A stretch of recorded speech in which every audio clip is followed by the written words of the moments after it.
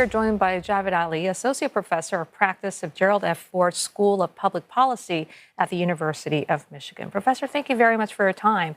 I want to start with President Trump's Gaza plan. Many experts have pointed out the significant risks and lack of clear rationale behind it.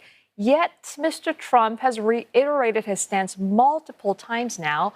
Just how serious is this proposal, and what are the chances the U.S. leader will ultimately back down?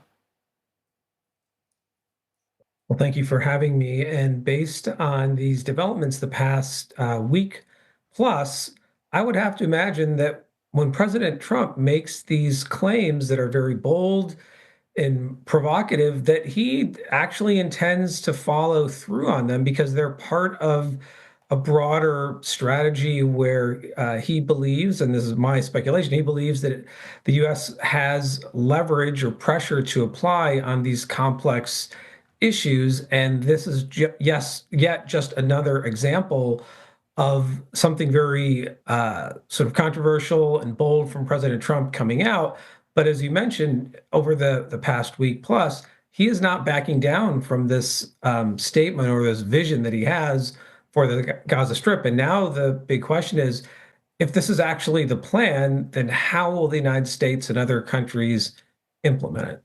And King Abdullah expressed his opposition to the plan, has also indicated counter proposals for Gaza would be forthcoming. What do you expect them to entail, and would they be compelling enough to change Mr. Trump's position?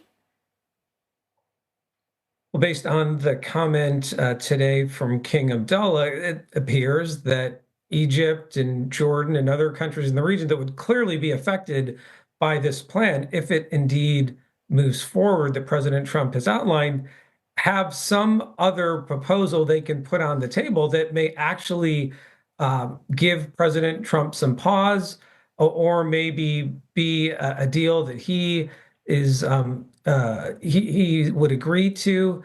But going back to the point I just made, I do think that President Trump now feels that the United States has a lot of leverage to bring in these negotiations, and President Trump is not afraid, or does not appear to be afraid, of putting pressure on allies as well as adversaries as well. We've seen that in another example with the tariffs issue on Canada and Mexico. And even though Egypt and Jordan are strong partners of the United States, the media reporting suggests that potentially President Trump would withhold foreign aid to both Jordan and Egypt if the leaders there don't agree to some part of the Gaza plan that he's outlined.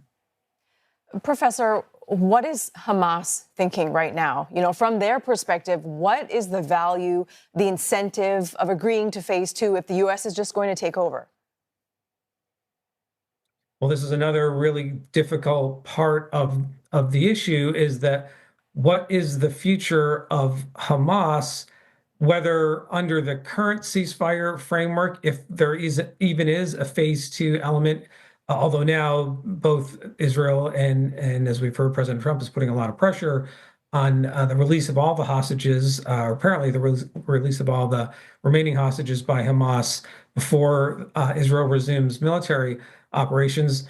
And even if we get into phase two, but then President Trump is still insistent on the broader Gaza plan, then what happens to Hamas? I would have to believe that in President Trump's plan that there is no role for Hamas, and I don't think that part of the relocation, if that's the right word, of people from Palestinians from the Gaza Strip would include Hamas fighters and individuals as well. So does that make them even more isolated under President Trump's plan? Will they choose just to stay in the Gaza Strip and fight? These are all things I would have to imagine are going through the minds of Hamas leadership right now. On the ceasefire, Hamas says it has stuck to the terms of the agreement, but they say it's Israel that has committed multiple violations. A spokesperson says people in Gaza are still being killed. How credible do you think those claims are? Well, it sounds like both Israel and Hamas are laying the blame at each other's feet for the impasse that it appears that the ceasefire phase one deal is in now. And something that occurred over the past few days with the latest exchange of the three Israeli hostages from Hamas is that their condition was very poor, and the visual image of that condition really appeared to shake up President Trump. And he made some very strong comments about that, I believe, on Saturday. And that may be another factor why President Trump has said that if all the hostages aren't released by this Saturday, then there will be hell to pay, or very dire circumstances. So I think that's one of those, or that's an issue that's driving sort of the building pressure right now, is sort of the condition of the last three Israeli hostages that were returned, and the anger that apparently has generated inside the White House. So can this ceasefire deal be salvaged? I mean, what are the chances that both sides could agree on terms that they see as fair to both sides? Well, we've seen the sort of strong language from all sides over the past few weeks, but up until perhaps the last 24, 48 hours, the deal has held up for the most part.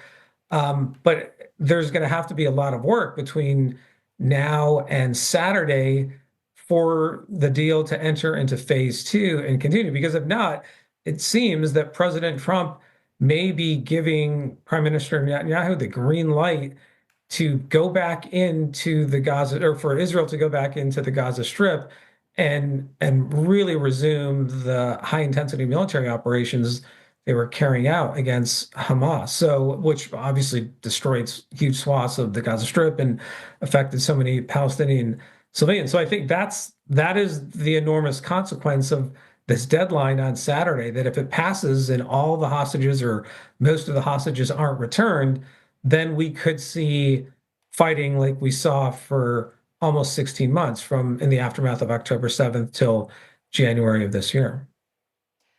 Israel's far-right finance minister has threatened to resign from Netanyahu's coalition if the ceasefire continues after the first phase. He says fighting must go on. Professor, what domestic consequences would there be for Mr. Netanyahu if the truce actually holds?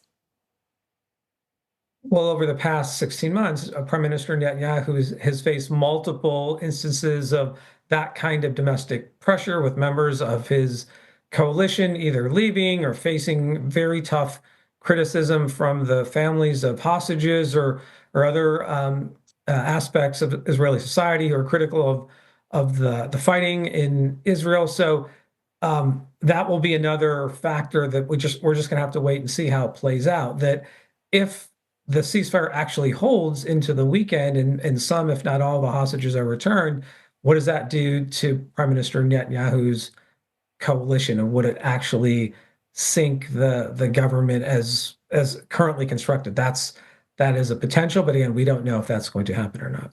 Okay, Professor Ali, I'm afraid we'll have to leave it there for now, but thank you very much for coming on the show. Javed Ali, Associate Professor of Practice, the Gerald R. Ford School of Public Policy at the University of Michigan.